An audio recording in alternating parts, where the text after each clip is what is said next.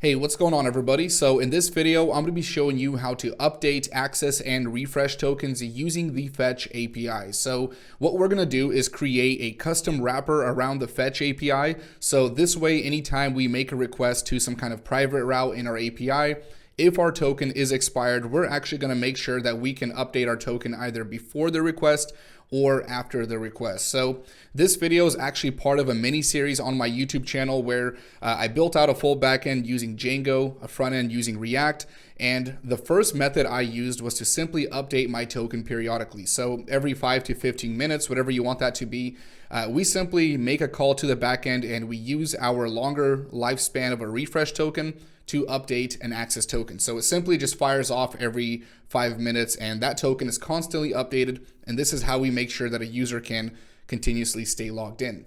Now, in the video right before this one, I actually used Axios, and Axios has these things called interceptors, and these are kind of like middleware where we can actually intercept a call before a call is made, so on the request, and all I did was simply check the expiration of that token. If that token is expired, we make another request and we quickly update that token and then proceed with the request with a new updated token. Now, this diagram also shows the call after that. So you can use either method that you want. I personally like the one where we update the token beforehand, but if there's an issue with that, there's also a response method where we make a request here. If that token is expired, that means that call will fail. Then we quickly request a new token once that call has failed. We get back that new token and then we continue with that initial request. So this is all done with Axios before, but now I want to create a custom wrapper around the Fetch API. So again, the Fetch API does not have interceptors built into it like Axios does. So I want to go ahead and just build this out and show you one way of going about this. So I just found this picture online, so make sure to give credit here for whoever posted this. This is part of a Medium article. I just did a Google search and looked up these interceptors, so I did not make this picture. So let's go ahead and close this out here. And this is actually the application that we built out. So it has 2 pages, a login and a home page. I'll recap the code for anybody that's just jumping in here.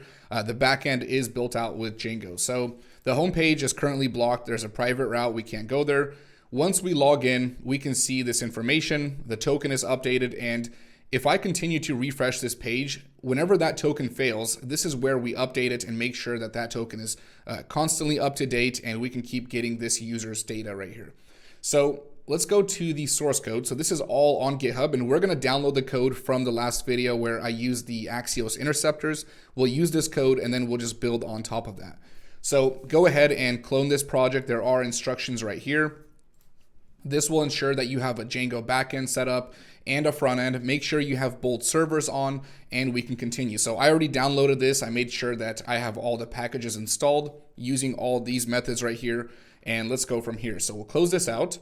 And this is my project here. So let's do a quick recap. So we have a backend inside of settings.py.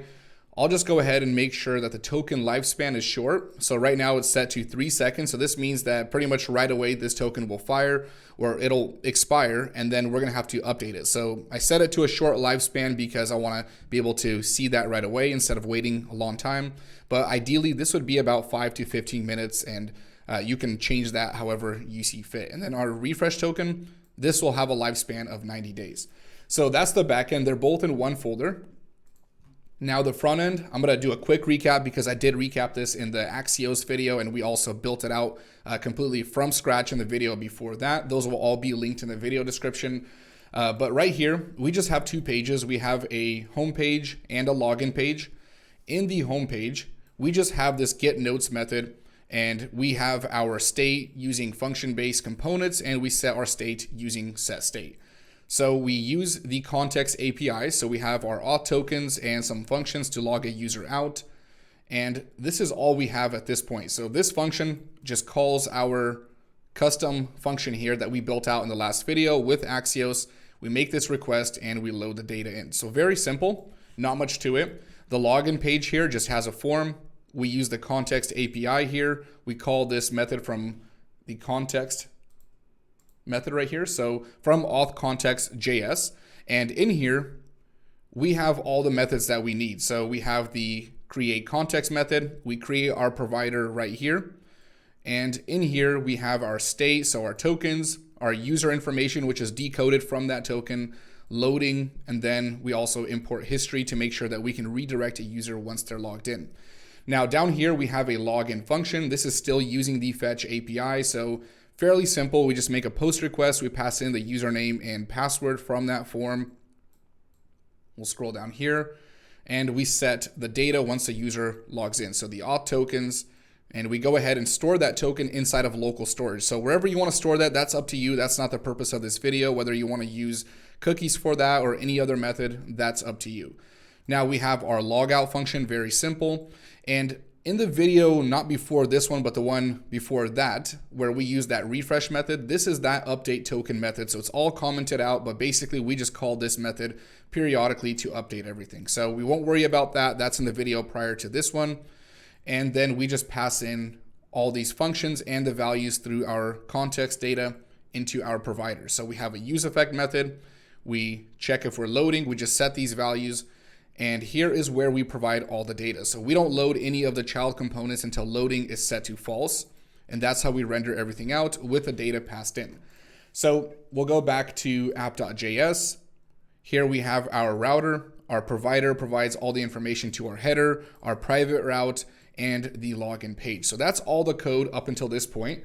And this is what we worked on in the last video. So inside of utils, this is where we created our private route. We also created this Axios instance method where we just have a function that adds in those interceptors, and this is where we update that token. And then we also created our own custom hook. Now, the reason why we needed this hook was to use our state inside of our function here. So if we don't create a hook, we actually cannot use state inside of this Axios instance method. So that's why we're going to create our own custom hook here. So what I'll do here is I'll create like a wrapper around this method, and then we'll actually use a custom hook. So we'll just take that code and bring it into a custom hook just to make sure we have access to our state. So I want to keep it simple at first and then show you how to do things more in a React way of going about this. So with that being said, let's go ahead and create our custom fetch call here. So we're going into utils here and we're going to create a new file here, and I'm going to call this fetch instance. So it'll be a new instance of our fetch call, and we'll use this anytime we want to send a call to a private route. So we'll go ahead and set things up in here and we'll create our function. Now, one thing I did want to mention is that there actually is a package called fetch intercept, and fetch intercept is pretty much what we're going to be creating. So if you just want to install this and use this, that's totally fine. I just figured we'll create our own interceptor here, and you can actually see how it's done and all the details behind it. But if you install fetch intercept here, it's actually going to give you this wrapper. So you would import it right here. So you'd run this import, and just like Axios, you can have a request function. So on request, you can fire off whatever you want. You can check your token and update it. Then there is an error, and we can also fire something off on the response and the response error. So if you want to just get going with this, go ahead and download this library if you don't care to know the details of it. This should cover what you need. It has 18,000 weekly downloads, so it seems like it has some support there, so I think I would trust it. But let's go ahead and continue with our custom interceptor if that's what you want to do here. So we'll go ahead and actually go to the Axios instance file here. So because I'm working off of my old code, I'm just going to go ahead and grab some things from here. So in the Axios instance, I'm just going to go ahead and grab day.js and JWT decode. So we're going to bring this in right here. JWT decode is an npm package. You'll need to install this. This basically takes our token and decodes it so we can see all the values like the username and all that information around it, and basically returns back an object. Now, day.js is kind of like moment. It's just a wrapper on top of it, I believe. And this is what we're going to use to check the current token expiration against the current day and time that we're currently at to see if our token's expired and if we need to update it. So that's what the two packages are here. So let's go ahead and create our custom fetch function. So we'll just call it custom fetcher. And we'll just go ahead and make this an arrow function. So we'll just use async. We'll make it an async function also, create the function here. And let's go ahead and export it. So we'll do export default. So the first thing I want to do is go ahead and check if we have a token. So on the initialization of this function, so when we first load our page, we're going to set this value of auth tokens. So we'll do auth tokens, And let's go ahead and set this value. So we're going to go to the local storage and we'll just do get item. And this is how we set this in the previous video. So we set this as auth tokens, and this stores an object of our refresh token and our access token. So what I'm going to do here is check if we have one. So we're setting local storage get tokens. We're going to add in a question mark, and then we're going to say if this value does exist. So we're going to use the ternary operator, and then we'll just go ahead and get this data. So if it exists, if this key of auth tokens does exist, we're going to do JSON.parse, and we're going to parse this value. So if it exists, let's go ahead and take this value again, and we'll paste this into JSON.parse because that key or that value is a string. So we want to parse it and make sure it's an object so we can access both parts of that. So if it does not exist, we'll go ahead and add in the else statement, and we'll just throw in null like that. So we either get the token or we get back the null value. And technically, if the token doesn't exist, we shouldn't be allowed to call this method anyways. We actually have this private route right here that will stop any component from rendering if the user does not exist. So for whatever reason, if we don't have this value, technically we won't even call it, but I want to at least run that check from here. So what I want to do next here is actually check the token before we make the call. Again, there's two different ways. We can go ahead and allow the request to fire off. If it fails, we quickly update the token and then continue with the original request, basically make it again.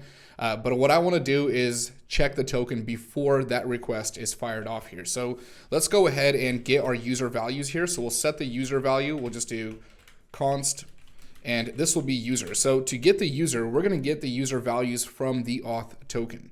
So we're just going to go ahead and use JWT decode. So make sure that this is installed and imported. And we're just going to go ahead and set this value to auth tokens.access. So the access token will store all the information about the user. Now, after that, we're going to go ahead and set a value called isExpired. And what we're going to do here in isExpired is we're going to use day.js here. And I'm not going to go into the details. I'll recommend you look up the package here. But inside of day.js, we have a couple of methods. And we're just going to go ahead and get the Unix timestamp here. And we're just going to go into user.expire. So however your token stores this value, I'd recommend checking this. In my case, this value is stored with exp, and that's going to give me the expired date time. So all the way to the second here. So we have this date time, and then we're just going to go ahead and use the diff method here. And this is going to give us the difference between the expiration time and the current time right here. So we'll just do day.js and we'll pass in that function. So if this value is different by 1, it means that this token is expired, and isExpired is now going to be true. If not, it's going to be false. So we want to go ahead and check if isExpired is true. So we'll create a condition here. So we'll say if isExpired.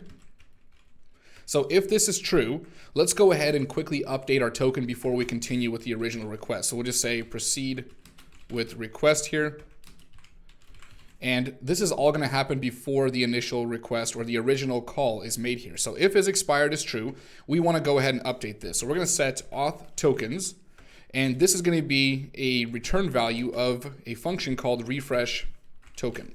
And we're going to make this in a second. So we're going to pass in auth tokens into refresh token. So this function will be in charge of sending a request to our endpoint, and that endpoint is API/token/refresh. So we need to throw in a refresh token, and this will give us back a new access token and a new refresh token. So let's go ahead and create this method, and this will actually be above our custom fetcher. So we'll just create this right here. So let's go ahead and create the function. We'll do refresh token, and you can store this in another file. In this case, I'm going to store it right here. This will be an async function.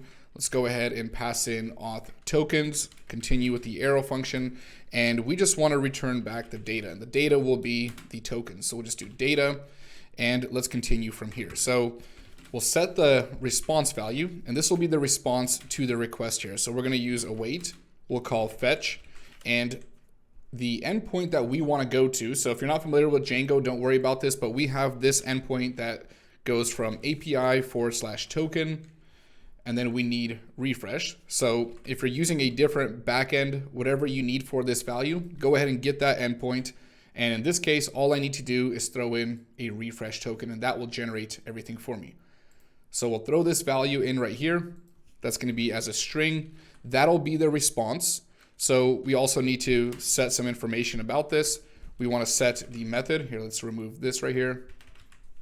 We'll set the method. This has to be a post request, so we're sending data to this. Then we want to set the headers. The headers will specify the content type, so content dash type, and this will be application, need to put that in quotes, application / JSON.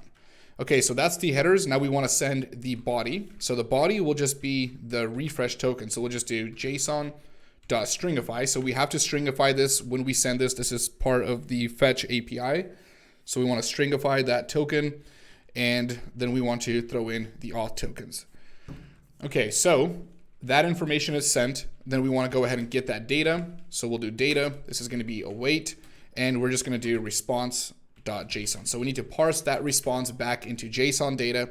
And before we go ahead and return that, I also want to update local storage. So when we refresh a token, we want to go ahead and return that data and update auth tokens, but we also want to make sure this is updated in local storage. So we'll do local storage dot set item, and we can just set auth token. So it's quickly going to update this with a new refresh token and a new access token.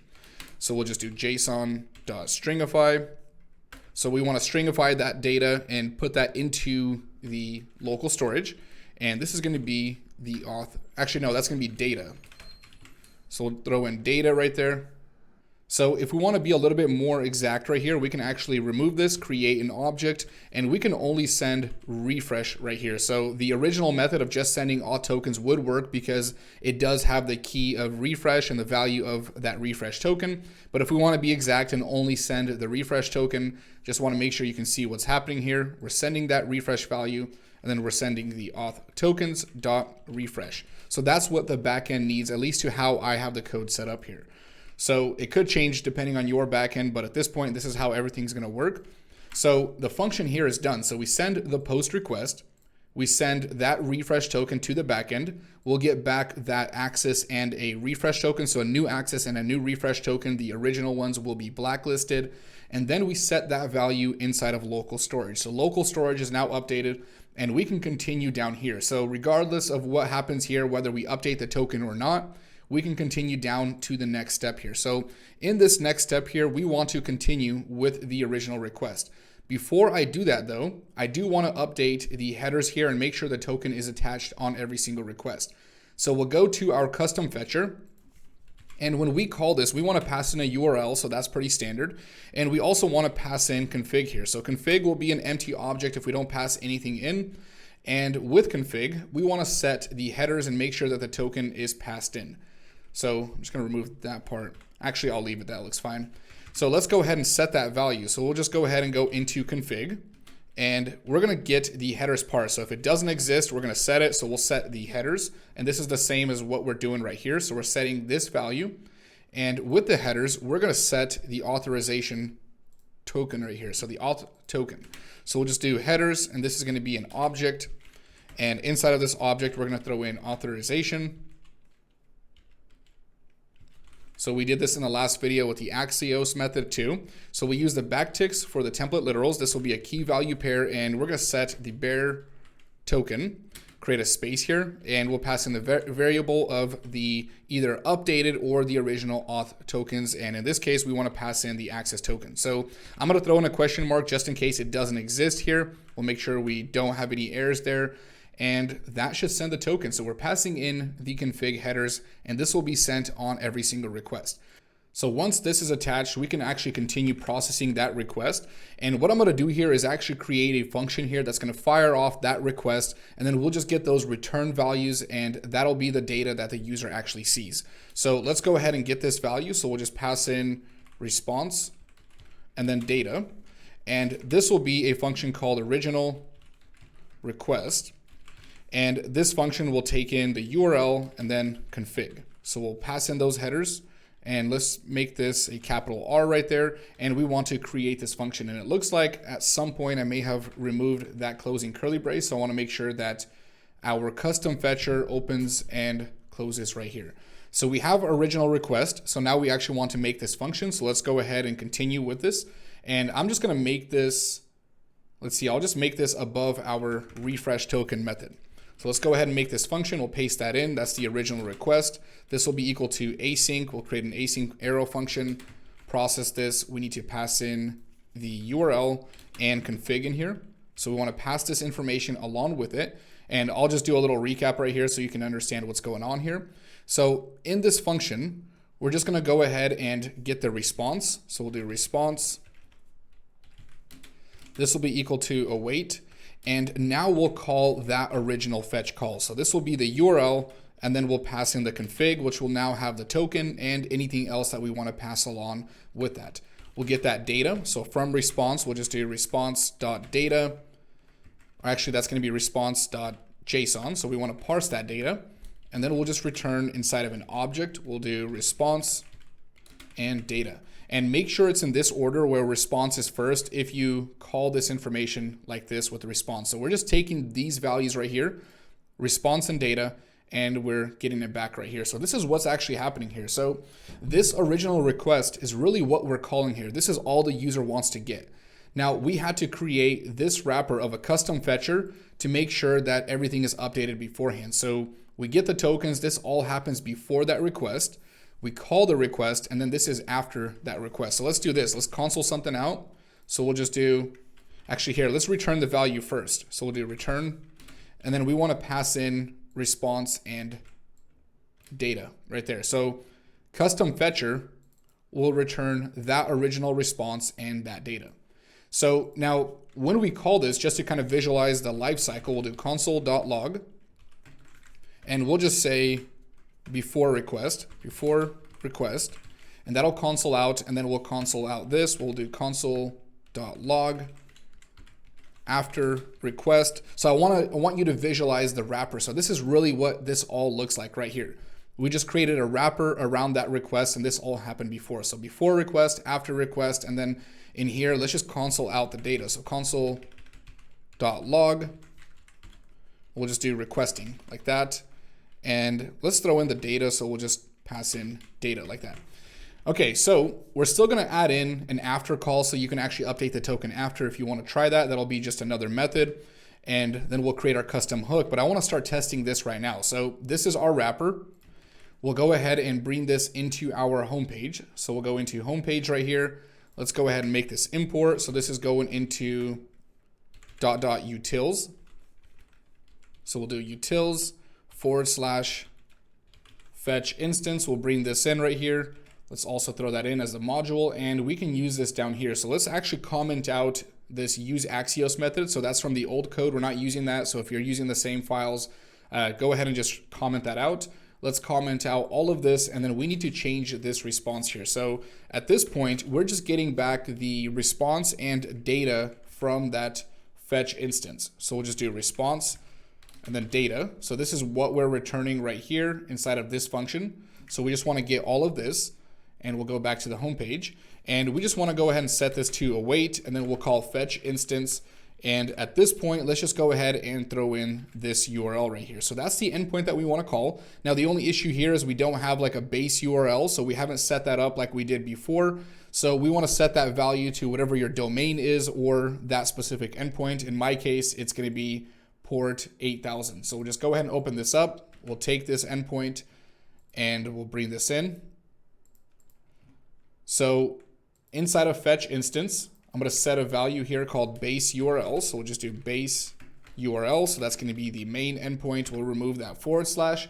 And let's go ahead and actually customize this URL. So for the URL, we want to update this to be with backticks here. We're going to throw in base URL, and then we'll throw in another $symbol with the curly braces. Make sure there is no space here. And we're going to throw in that endpoint, which is going to be this URL. So we're going to basically add in this endpoint or this base URL and then attach in /API /notes.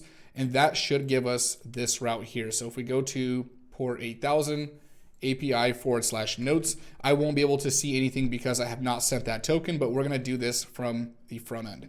So we have the base URL that's attached here, and I want to make sure that I add in await here. So just notice that that's going to give us an issue if we don't add it.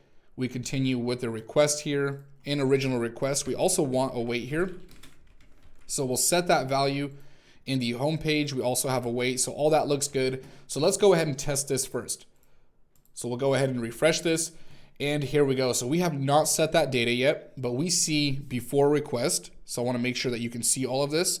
Here is before request. Then we have requesting and then after request. So this created kind of like what we had inside of that Axios Interceptor where we're able to actually do something. Now, what's happening here is in the backend, my token actually expires every 3 seconds. So we talked about that in the beginning where if you go into, let's see, looks like I had an old YouTube video open here from that Axios video.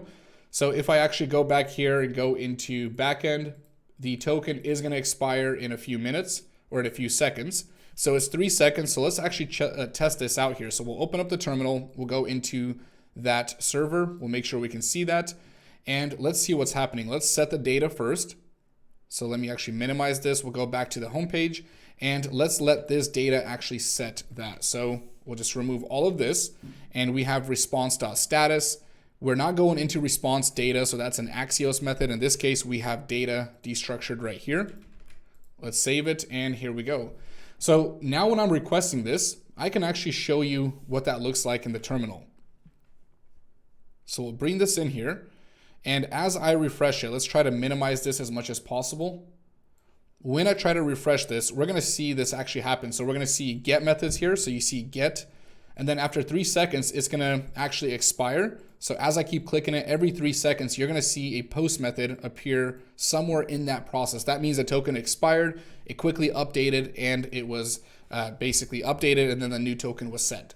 So that's completing that pre-update method where we update it on the request. So what I want to do is actually go ahead and update that token after it expires here. So let's say we want to use the other method. So let's remove that. So I'll comment this out and this will still be all in the source code. And I want to make sure that something happens after the request. So we'll do this and then we're also going to make a custom hook for this so we can use our context data here. So we can actually update our state, so we can update the user and so on. So that kind of information.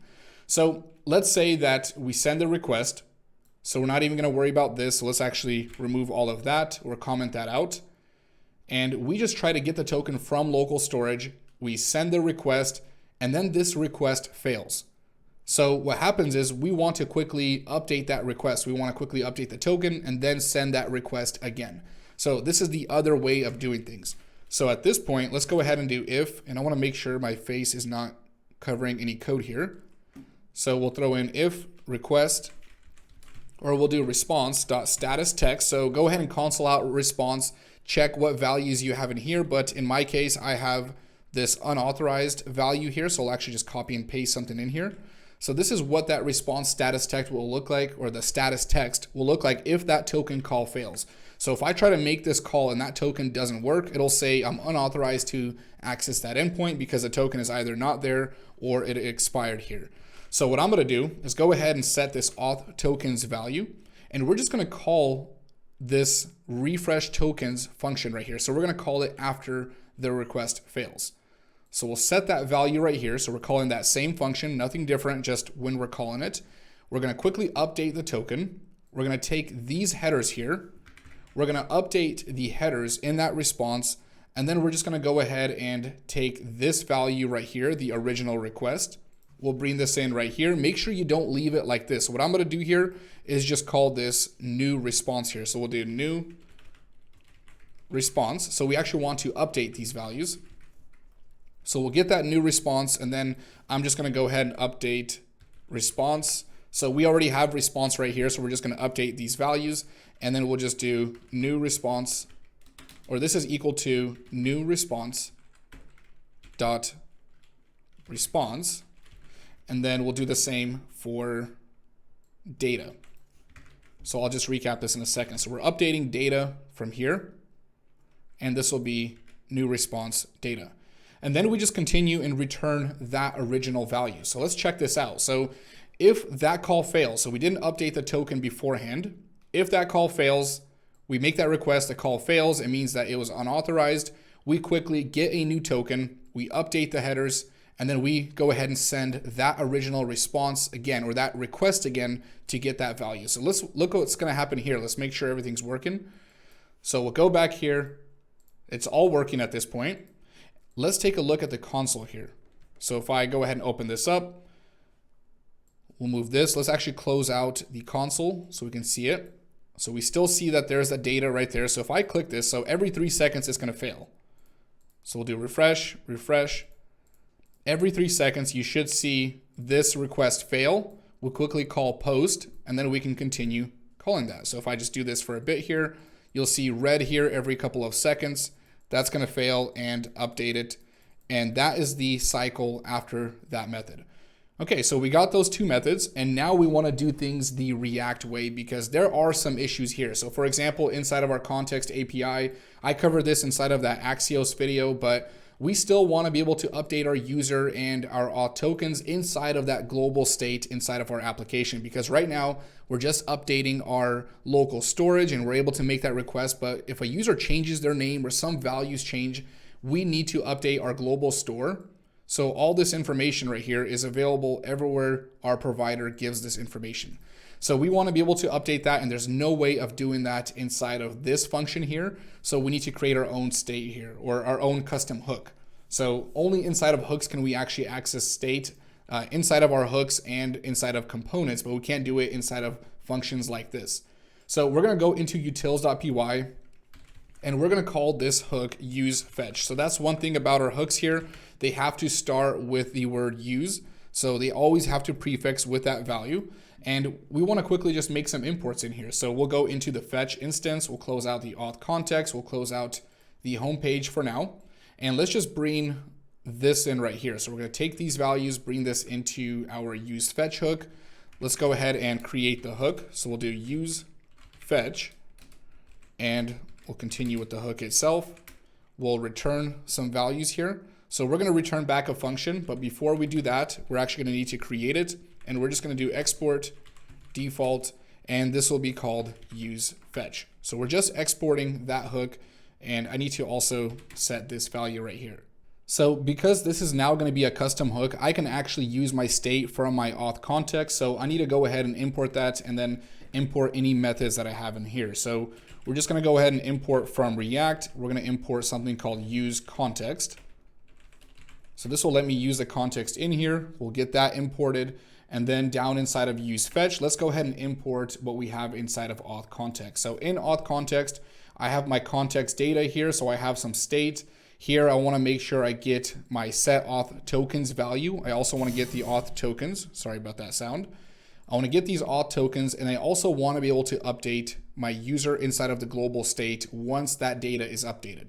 So let's go ahead and set these values. So we'll just get auth tokens. So we'll do auth tokens, and then we'll do set auth tokens, and then set user. So these are the values that I'm going to import, and we're going to use context now. So we just imported this, and the context I want to use is going to be my auth context. So once I hit save here, it should automatically import auth context. So that's imported now, and I can continue from here. So because this function is going to be a little bit different, I'm going to go ahead and set the config value here. So we'll do config, and that needs to be with an N. So config, set that object here, and let's continue. So this method is going to be pretty similar to fetch instance here. So we're actually going to take some values from here. So we'll take this base URL and the original request. And in this case, I'm just going to bring this in right into the hook. So we'll bring this in. Make sure that indentation is fixed. For some reason, my prettier extension doesn't work, so it doesn't auto format it for me. I'll fix that later. So then we have our refresh token method. We'll bring that in, and let's just update these really quick. So inside of the original request, everything looks good here. The only difference here is I want to make sure to update my token and the user information. So we'll do set auth tokens. So now I have access to this from use context right here. We imported this function right here, set auth tokens, and we want to update this user. So we're going to set that to data, and that's not on the original request. Let me just remove that. That's going to be on the refresh. So once we update this information, we update local storage. I want to make sure that the tokens globally are updated also. We may need access to them later in our application. Then we also need to update our user. In this case, we're going to use JWT decode, and we're just going to do data.access. So again, we're just updating our context provider, and that should be good. So that's the refresh token. The original request looks good. And now for this call right here, for what we're doing with this custom fetcher, we're going to need to use some values from here, but I'm going to create a completely new function. So with our hook, we're not going to call the hook directly. What we're going to do is actually return a function from this hook. So we have the hook right here, and we're just going to go ahead and return a value. And this is going to be called call fetch. So I wanted to give this a different name, and we're going to create this function. So this will be the actual wrapper that goes around our original request here. So we have the original request. We created this wrapper called custom fetcher around it. And in this case, I'm going to call it call fetch. So we'll do call fetch here. We'll make this function, make sure that's async, continue with the request. That's going to be an arrow function. So with call fetch, we're going to pass in the URL here, continue with the arrow function, and let's proceed here. So the first thing I want to do is make sure that my token is not expired. So I'm not going to add in this method right here inside of our custom hook. That's up to you. You've seen how to do it now. What I'm going to do is just use the quicker method here, or it's not quicker, it's just different. We're just going to use this method right here. So in call fetch, the first thing I want to do is check the token. So I'm going to comment out all of these values. We're going to get the user. We're going to JWT decode from auth tokens. At this point, auth tokens is not coming from local storage anymore. So auth tokens is now going to be from our state here. So we're getting the state from right here. So we're no longer going into local storage. We're getting that from the state, and we'll just update that state and local storage. So if that token is expired, we're calling that refresh token method, which is right here with a few modifications. And then after that, let's go ahead and set our headers. So we're going to take these headers. We'll bring these in right here inside of call fetch, fix that indentation. Then we want to make the original request. We'll take this request right here, bring this in right here. And at this point, all we want to do is return this response and data. And that's going to be returned inside of our call fetch. Now, the reason why we're doing it this way is because our hook right here is going to get instantiated right away when we use it. So we're going to call use fetch. Now, when we actually set or instantiate use fetch, we're going to return back this call fetch function. So this is what we're actually going to call in the front end here. So this is why we needed to configure it this way. So there's not that much difference here. We're just doing the same stuff. We're getting the user, checking the expiration, updating the token, updating the headers, and sending the request. It's really just different in a few configurations here and how we're going to use it. So let's save all this. If we have any issues, we'll go back and fix these. And let's go ahead and go back into fetch instance. So, or not fetch instance, but into our homepage. So we'll go into the homepage, and now we're going to comment out fetch instance. So what I'm going to do is uncomment this API call because we used a hook earlier and we used use Axios before. Now we're going to call use fetch. So let's go ahead and go in here. We'll change this Axios import. If you don't have that, just go ahead and write that out. And we're going to change that to use fetch. So we're now using this custom hook right here. So we're setting that value, and let's go ahead and actually call this value. So we'll just go in here, change fetch instance to API. That's our new hook. We set that hook, which returns back this function right here, call fetch, and we should be good to go. There's always a good chance we have some bugs. If we do, we'll just go ahead and fix those. So let's check this out here. So we'll refresh this. So looks like we have an issue with the auth tokens here, await refresh tokens. The await keyword is not working. So let's see. I thought I made this an async function. So where do we see await? So this is an async function. It looks like I messed up right here. So that's why it wasn't working. So call fetch looks like I had an error. We'll refresh that, and there we go. So now we're using the custom hook, and we can actually update our state. So all these values are coming from our state, and that is it. So we created the before update, the after update method inside of its own wrapper function, and we created our own custom React hook. So that's it for this series. I hope you enjoyed it. I would highly recommend watching all 3 videos. I'll quickly just put them into a playlist because I wasn't making or preparing to make these into a series, but I'd highly recommend you check out the periodic refresh method, the Axios method, and the fetch method, and really study what you need here and try to make the best of it, because helping or trying to understand all three methods will really help you know what's going on and how to customize this. So I hope this video was helpful. I'll be coming out with a lot more soon.